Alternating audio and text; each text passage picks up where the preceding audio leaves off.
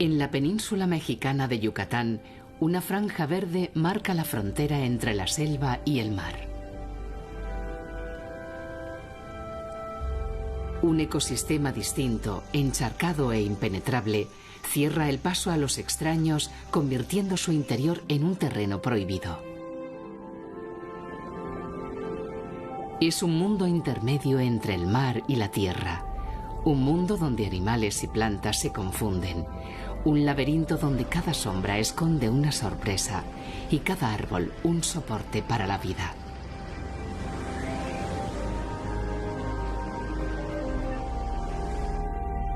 Durante generaciones se consideró a estos lugares un foco de enfermedades, un lugar hostil para el hombre del que no se podía esperar provecho alguno.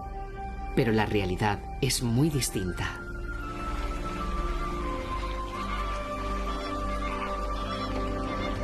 De este mundo incomprendido dependen millares de animales, desde los más insólitos y extraordinarios de su interior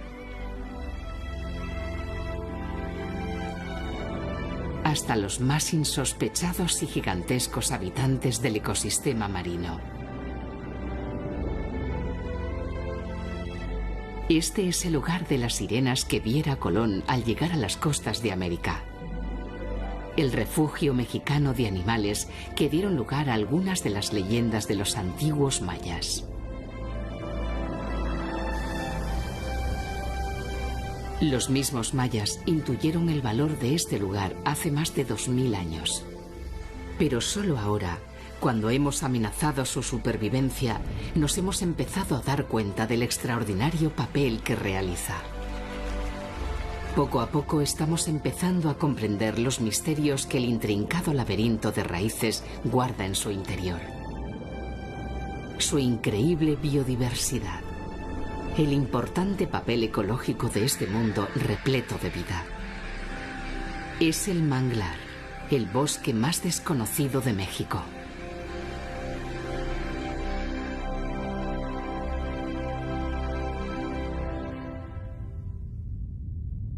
Solo 3 países en el mundo tienen más manglares que México. Casi 800.000 kilómetros cuadrados de sus costas están cubiertos por bosques de mangles. Y la península de Yucatán tiene la mayor parte.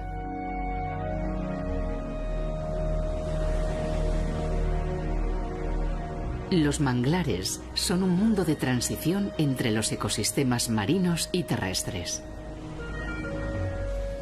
Millones de años de adaptaciones han dado lugar a este mundo tolerante a los cambios de salinidad donde los mangles, diferentes especies de árboles adaptados a altas concentraciones de sal, crecen y forman el más desconocido e impenetrable de los bosques.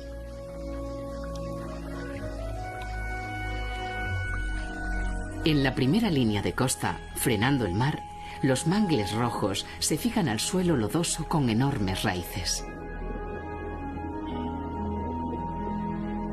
Estas raíces, como los cimientos de una catedral, fijan los árboles y frenan el embate del mar, permitiendo que otras especies de mangle se desarrollen en su interior.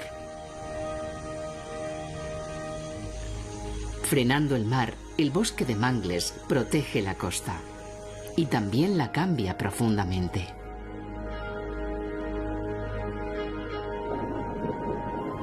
El lecho del manglar está cubierto de hojas que se depositan sobre el sedimento descomponiéndose y generando una gran cantidad de alimento. Una sola hectárea produce más de 10 toneladas de hojas al año, compitiendo en productividad con los mejores pastizales ganaderos. Y donde hay comida, aparecen los comensales.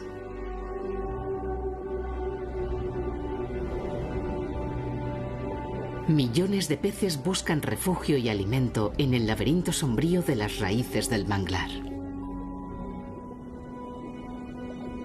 El agua, cargada de nutrientes, se convierte en una sopa alimenticia que también aprovechan los invertebrados. Esponjas, ascidias, estrellas de mar, un mundo de formas vivas tapiza las raíces bajo el agua filtrando el nutritivo caldo.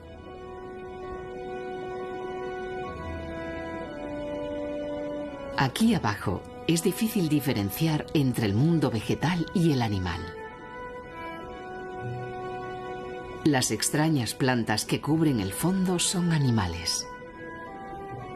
Las medusas Casiopea tapizan el suelo dándole la apariencia de un jardín de extrañas flores.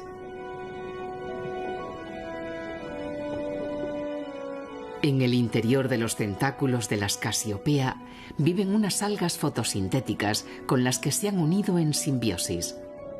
Las algas alimentan a la medusa con el exceso de nutrientes y oxígeno que consiguen al hacer la fotosíntesis.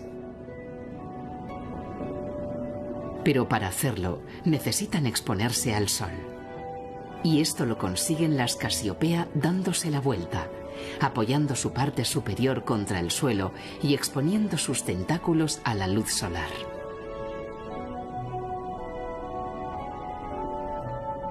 Son tan numerosas que el suelo parece un jardín, pero un jardín donde todas las plantas son medusas volteadas.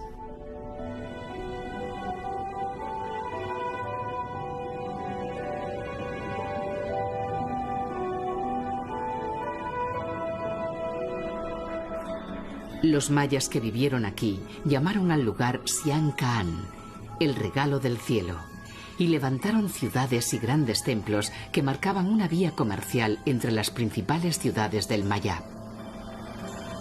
Los pobladores de estas ciudades conocían la riqueza que escondía el manglar y que iba mucho más allá de los seres que vivían bajo el agua. Las islas tapizan las grandes lagunas costeras del manglar. Son masas de mangles que sirven como lugar de descanso a una gran variedad de aves.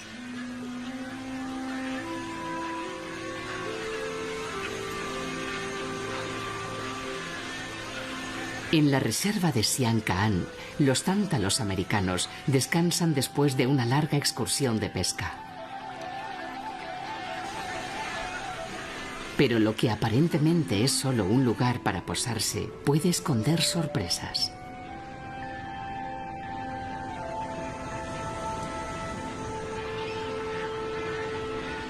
En el interior de muchos de estos islotes, las aves buscan intimidad y protección para hacer sus nidos y traer al mundo a sus polluelos.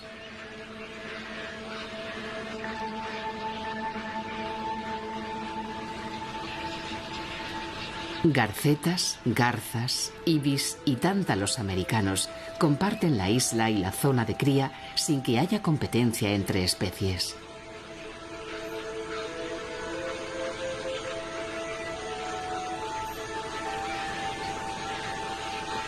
Aunque eso no quiere decir que no haya ciertos roces cuando un padre se equivoca de nido.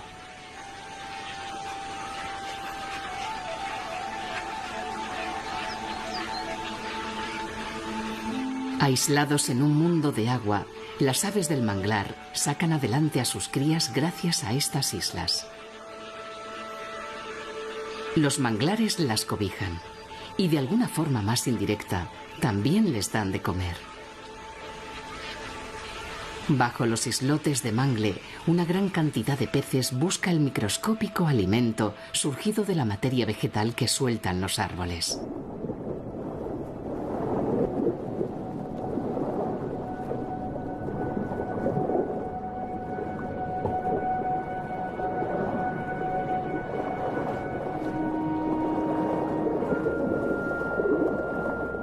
Los peces de pequeño tamaño se juntan por millares bajo estas islas y atraen inevitablemente a los grandes cazadores del manglar.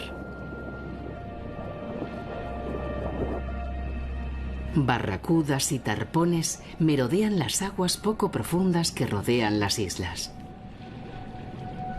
Las raíces de los mangles son una barrera para los peces grandes, pero aquí el peligro puede venir también del cielo. Las fragatas son las pescadoras más expertas del manglar. Las islas les ofrecen la seguridad que requieren para traer al mundo a sus polluelos.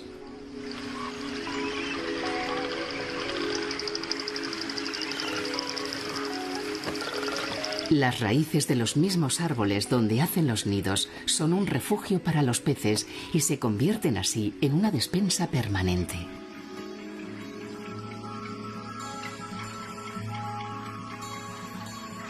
Desde el aire, las fragatas localizan sus presas y, haciendo uso de su extraordinaria pericia en vuelo, atrapan los peces con una precisión quirúrgica sin apenas entrar en contacto con el agua.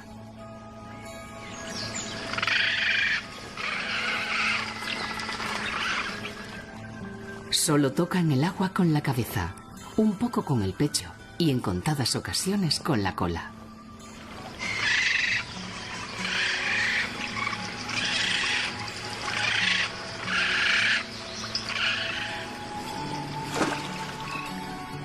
Mojarse más es peligroso. Esta forma de pescar tiene su razón de ser. A diferencia de otras aves marinas, las fragatas no pueden mojar mucho sus plumas. El aceite con el que las impregnan no es suficiente para que el agua no las empape. Si caen al agua, no podrán volar y se ahogarán. Pero su habilidad en el vuelo evita que tengan que sumergirse. El problema es que hay muchos competidores. Y algunos juegan sucio.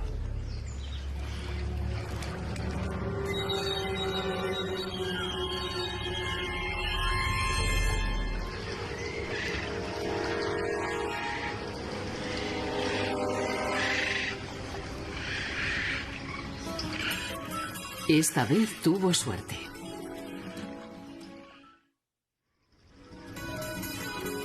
El manglar es un sistema abierto íntimamente relacionado con el mar. Hacia el exterior, más allá de las últimas raíces del mangle, se extiende una pradera submarina donde los pequeños peces salen a diario en busca de alimento. Los tarpones y las barracudas son temibles cazadores de las praderas submarinas. Pero en el sustrato, entre las algas, algunos expertos en camuflaje pasan desapercibidos a los depredadores. Un pez murciélago se muestra inquieto. Entre las algas es más visible que sobre la arena y hay cazadores por todas partes. No sospecha que, con su extraño aspecto, ninguna barracuda pensaría que es un pez viéndolo desde arriba. Así que cuando dos de ellas se acercan demasiado, prefiere emprender una rápida huida.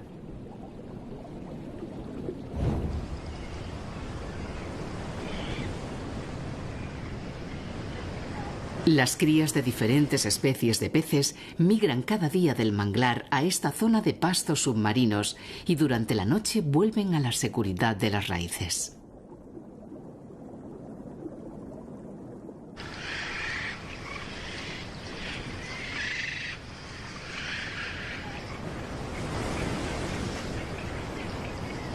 En las praderas submarinas hay cazadores que se dedican a atrapar peces de mayor tamaño.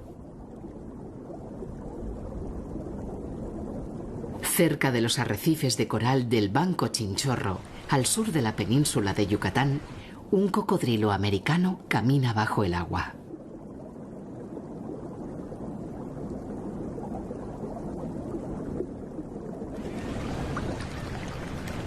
Los cocodrilos americanos pueden llegar a sobrepasar los 5 metros de longitud, lo que los convierte en los mayores cocodrilos de América.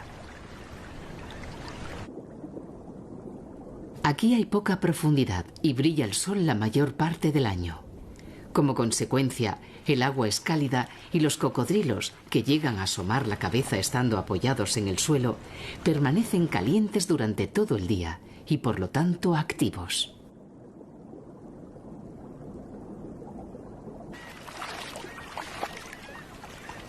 Los cocodrilos jugaban un papel relevante entre los mayas. Se les asociaba con la fertilidad a través de Chac, el venerado dios de la lluvia.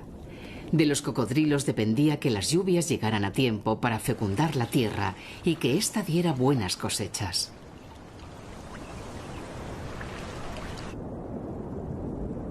Hoy la representación de Chac en la tierra lleva una vida apacible en las praderas submarinas del Banco Chinchorro.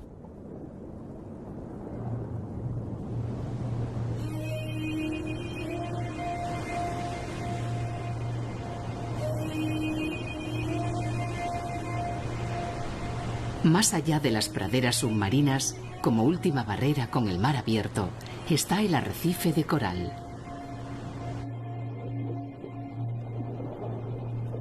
A pesar de su exuberante aspecto, este es un ecosistema muy pobre. Los nutrientes permanecen en las aguas frías del fondo oceánico, dejando las cálidas aguas del arrecife con tan poco alimento planctónico que muchos científicos lo consideran un desierto biológico.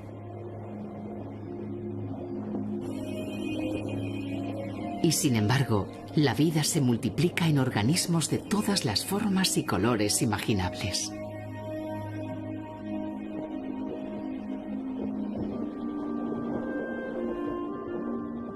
Es un mundo de simbiontes, especies que se unen colaborando para sobrevivir.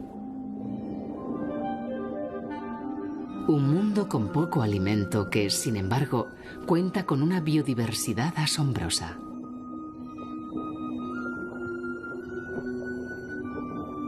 Los predadores del arrecife son muy numerosos. La mayoría de las especies que viven aquí se protegen de ellos escondidos entre las rocas y el esqueleto calcáreo de los corales. Cada cueva, cada resquicio de este fondo irregular, se aprovecha como un refugio para esconderse de los cazadores. Otros más afortunados llevan a cuestas un escudo contra los cazadores.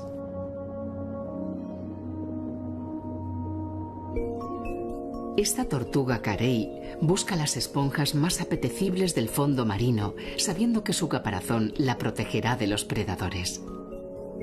Poco sospecha que su caparazón nada puede contra el ser humano.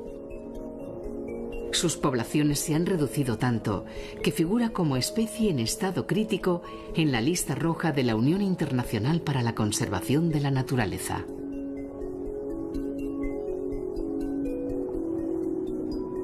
Las esponjas constituyen la mayor parte del alimento de las carey del Caribe. Es parte de una dieta que incluye algas, anémonas, medusas y otros cnidarios. Una colección de especies altamente tóxicas y que a las carey parece no afectarles.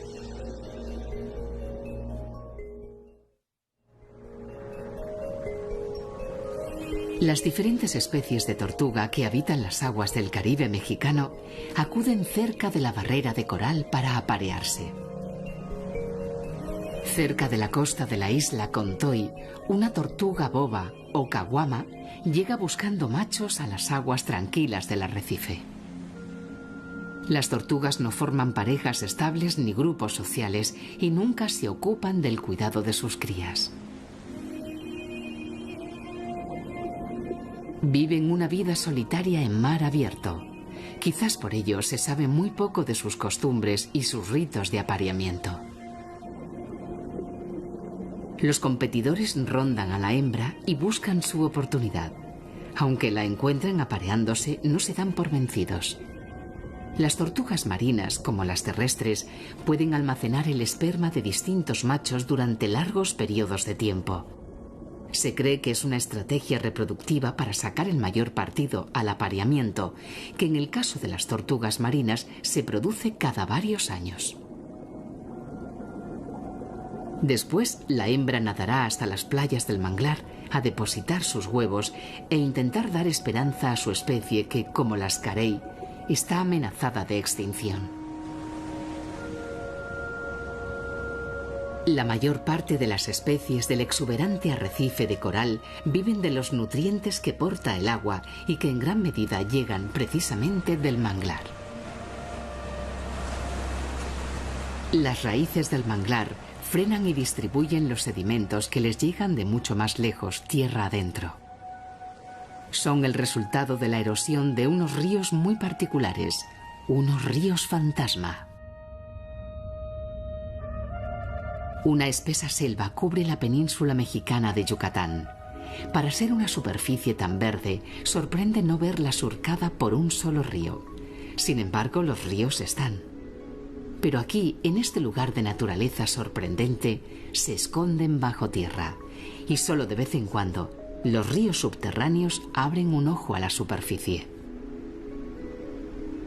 A estos afloramientos se les conoce como cenotes.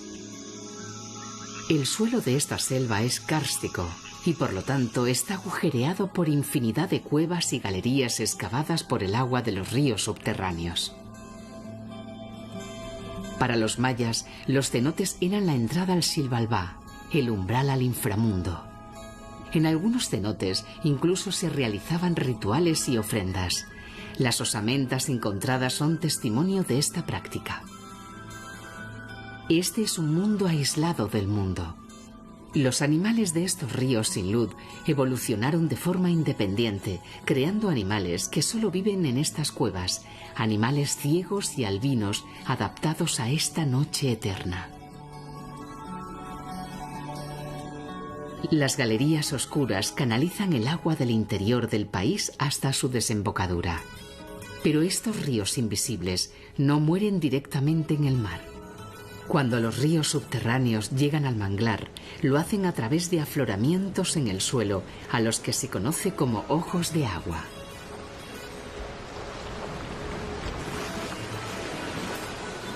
El agua dulce brota en los lagos salinos del manglar, aportando el sedimento que los ríos han erosionado desde su nacimiento. Los sedimentos y la mezcla del agua dulce y salada atraen infinidad de peces que merodean el ojo de agua.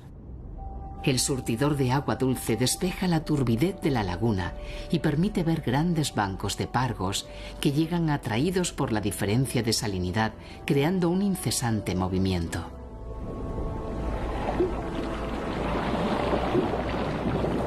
Y aquí, en la reserva de Sian Ka'an, otros visitantes más inesperados llegan a diario a los surtidores en busca del agua dulce.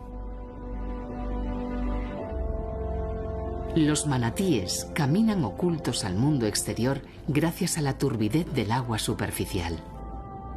Nadie sabe a ciencia cierta por qué llegan aquí. Pero, movidos por una llamada invisible, estos gigantescos pacíficos dejan las praderas submarinas donde comen la mayor parte del día y vienen a los ojos de agua. Para los mayas que habitaron estas tierras, los manatíes tenían un vínculo con los humanos. Aunque los cazaban y se los comían, los respetaban porque los consideraban un símbolo de maternidad, por la forma en que las hembras cuidan a sus crías. A pesar de poder aguantar hasta 24 minutos sin respirar bajo el agua, los manatíes suben con frecuencia a la superficie, toman aire y vuelven lentamente a la seguridad del fondo.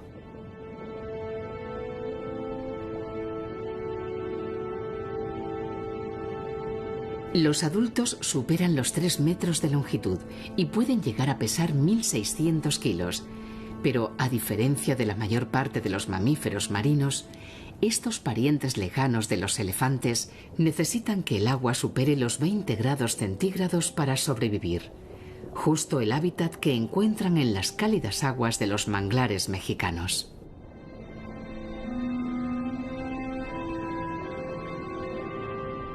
Aquí abajo nadie los molesta. El agua dulce que brota del ojo de agua parece relajarlos y con frecuencia aprovechan para dormir una plácida siesta.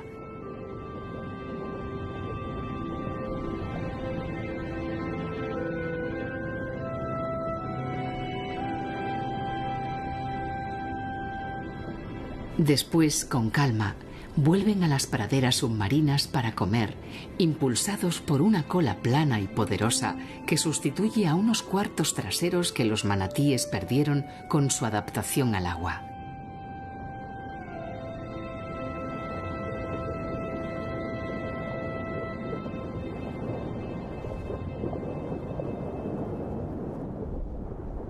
Lentamente, las sirenas del Caribe mexicano desaparecen en la turbidez de las lagunas del manglar.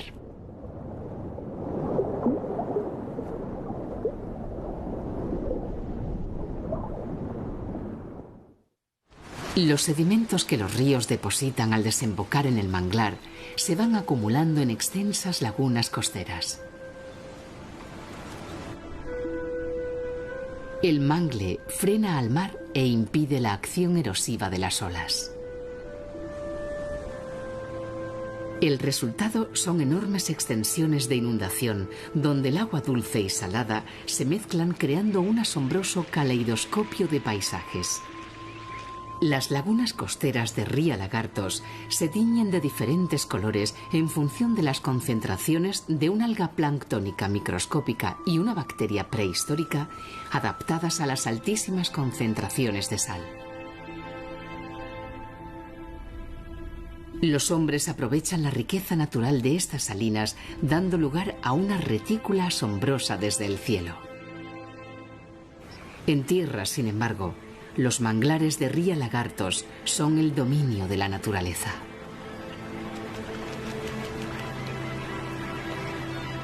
La mezcla de aguas genera mucho alimento microscópico.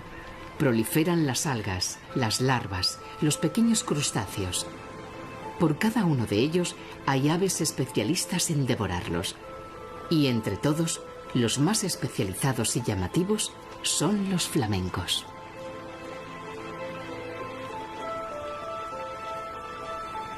Viviendo en una área encharcada de alta concentración salina, los flamencos rosados necesitan bañarse con frecuencia en lagunas donde predomine el agua dulce.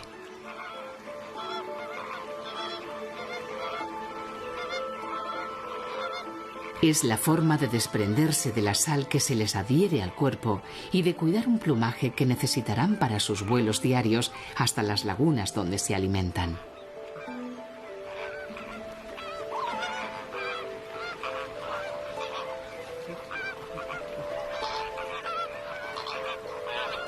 Según van acabando de arreglar su plumaje, los flamencos emprenden el vuelo. La colonia se moviliza. En grupos pequeños vuelan hacia las extensas lagunas de la reserva, buscando lugares de poca profundidad donde encontrarán su comida. Para comer, los flamencos necesitan lagunas poco profundas, donde utilizan sus patas zancudas para revolver el lodo levantando sus presas casi invisibles. Entonces sumergen sus cuellos largos hasta el fondo y con sus picos especiales bombean y filtran el agua, atrapando a sus presas, en un proceso similar al que utilizan las ballenas para comer el krill. La mayoría de estos flamencos pasa gran parte del año en Ría Celestún, pero cuando entra la primavera, migran hacia Ría Lagartos para construir sus nidos y traer al mundo a sus polluelos.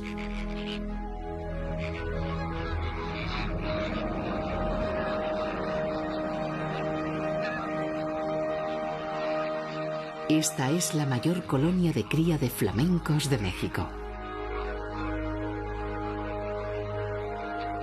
Casi 25.000 parejas llegan cada primavera a Ría Lagartos.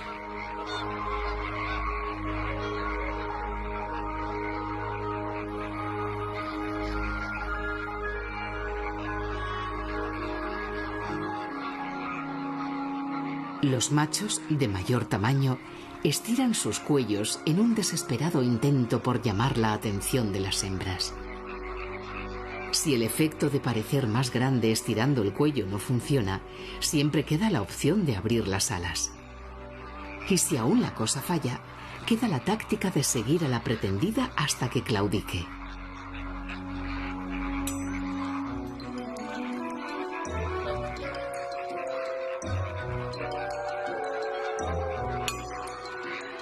Son días de intensa actividad en la colonia.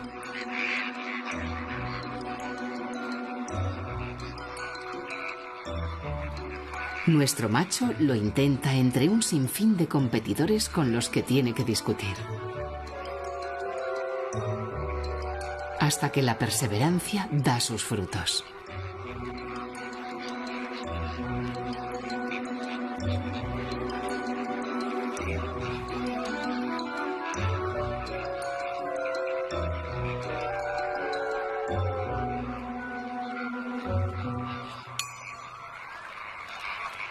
Las parejas establecidas construyen los nidos en la misma zona, creando una colonia muy numerosa. Alrededor de 50.000 flamencos se reúnen en esta ruidosa colonia. Los flamencos construyen sus nidos con el barro formado por los sedimentos que traen los ríos desde tierras lejanas y que el manglar retiene en estas lagunas.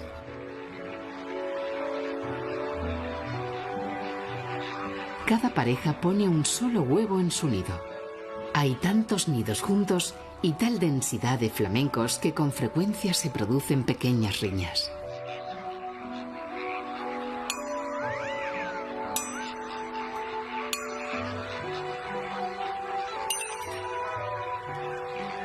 Cada año, los flamencos de la península de Yucatán traen al mundo las crías que garantizan el futuro de la colonia. Y lo consiguen gracias al papel silencioso e inadvertido del manglar.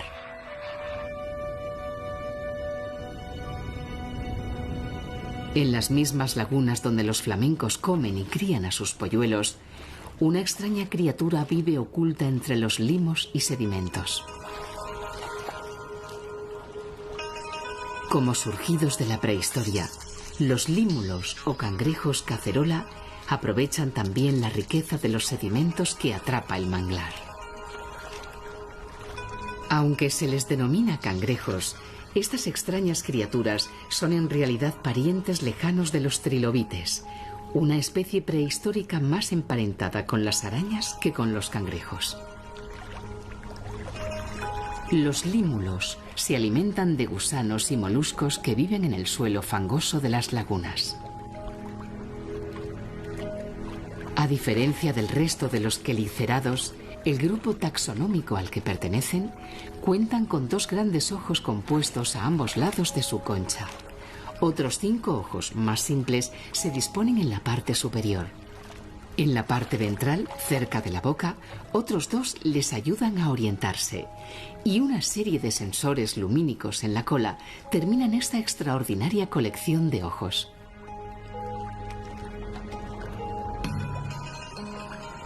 Las hembras son de mayor tamaño y durante el apareamiento los machos suelen engancharse a ellas, dejándose llevar hasta el lugar donde fecundarán los huevos que pongan sus compañeras.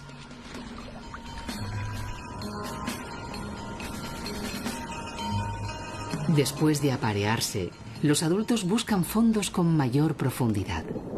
Las lagunas más cercanas al mar van cambiando y las algas proliferan paulatinamente. Es el lugar perfecto para que nuestra cacerola de mar pueda alimentarse y esconderse a la vez. Así que con una rapidez sorprendente emprende su camino. Bajo el agua, los límulos son mucho más ágiles que en tierra.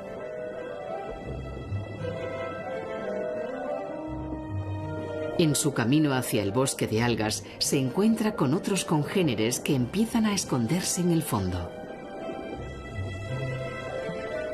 Los mayas respetaban a las cacerolas marinas por su comportamiento sincronizado con los grandes eventos astronómicos y meteorológicos. Hoy se les aprecia por algo radicalmente distinto. La sangre de los límulos, que es de color azul, si se expone al aire, adquiere un valor en el mercado farmacéutico de 11.300 euros por litro debido a sus propiedades para detectar e inhibir infecciones. Pero eso es algo que nuestro límulo desconoce. Con determinación sigue su camino hacia una zona más profunda. Hasta que la consigue.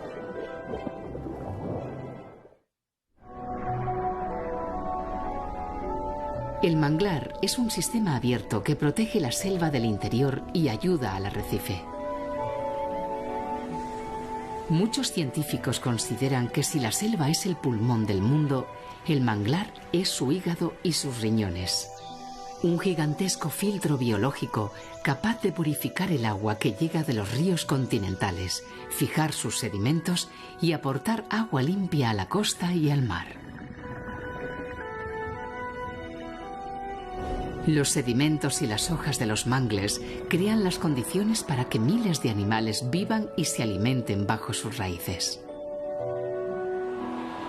Parte de esos animales son tan pequeños que no se pueden ver a simple vista. Las aguas purificadas que vierten al mar desde el manglar van cargadas de pequeñas larvas y algas diminutas que se integran en el ciclo vital del océano, alimentando a millares de pequeñas criaturas invertebradas.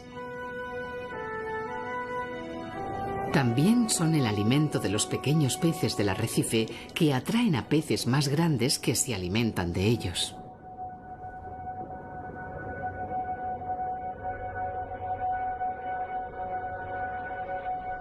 Los tarpones y los jureles blancos se reúnen en grandes bancos buscando cardúmenes de pequeños peces.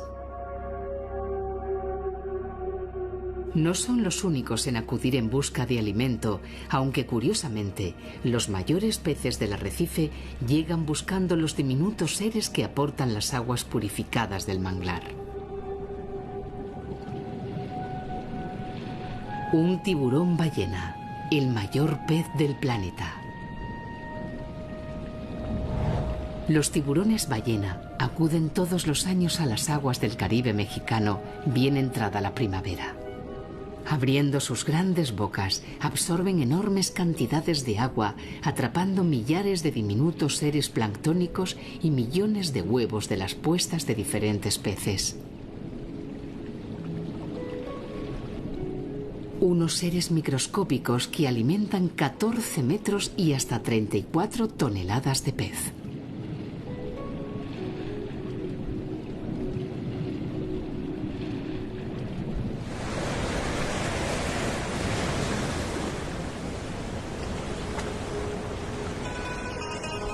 El manglar también tiene un papel protector.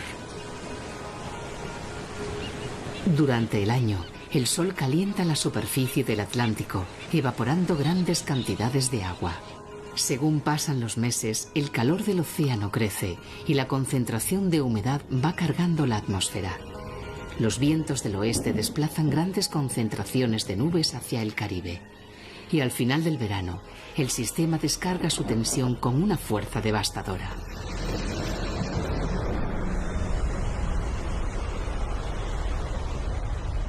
Un huracán.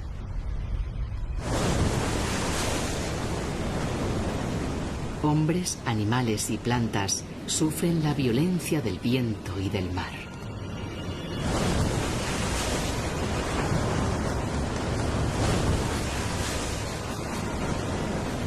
El arrecife frena en primera instancia el ímpetu de los huracanes, pero es el manglar el que disipa con sus raíces la energía del agua desbocada y absorbe la del viento enfurecido, evitando una devastación brutal tierra adentro.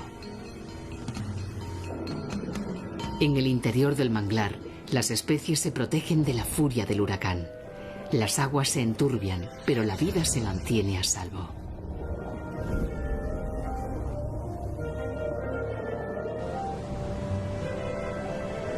Cuando el clima se calma, todo vuelve a su lugar.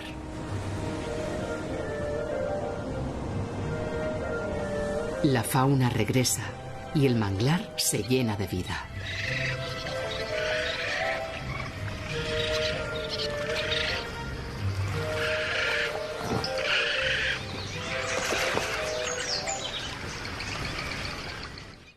Los mayas aprovecharon el manglar y muchos de sus asentamientos se levantan frente a bosques de mangles. Su conocimiento del medio natural les hacía aprovecharse de diferentes especies del área encharcada. Cazaban aves, comían huevos de tortuga, pescaban sus peces y disfrutaban la carne de los manatíes.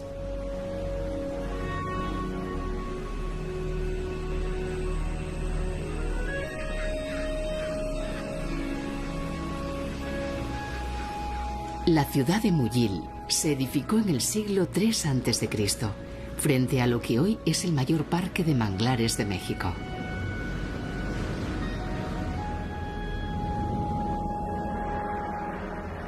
Los mayas comprendían que el manglar era una fuente de riqueza y un protector imprescindible para el desarrollo de sus vidas.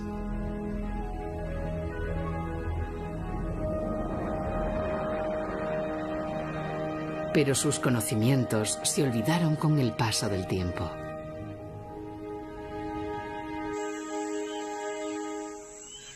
Los manglares perpetúan la vida del arrecife y las praderas submarinas. Retienen el suelo evitando la erosión de las tierras continentales. Protegen el interior del embate del mar y del viento. Y filtran y purifican las aguas continentales que vierten al mar.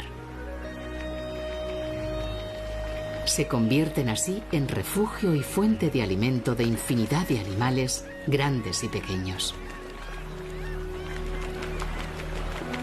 Y sin embargo, están desapareciendo.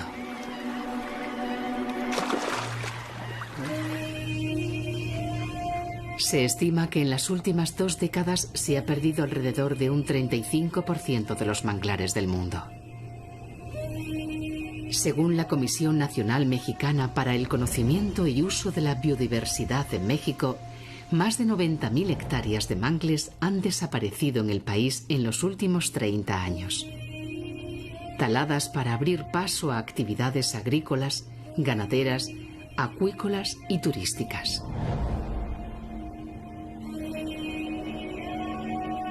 En el interior de la reserva de Sian-Caan se construyó una carretera que cortaba el flujo de agua que necesitaba el manglar. Allí donde no llegaba el flujo procedente de los ríos, el mangle desapareció. Hoy, restituido el flujo de agua por la organización Amigos de Sian-Caan, los manglares plantados vuelven a colonizar poco a poco el área encharcada. Aunque el gobierno y diferentes organizaciones han empezado a luchar por frenar la tendencia, los manglares siguen desapareciendo. Se van ganando batallas, pero se está perdiendo la guerra.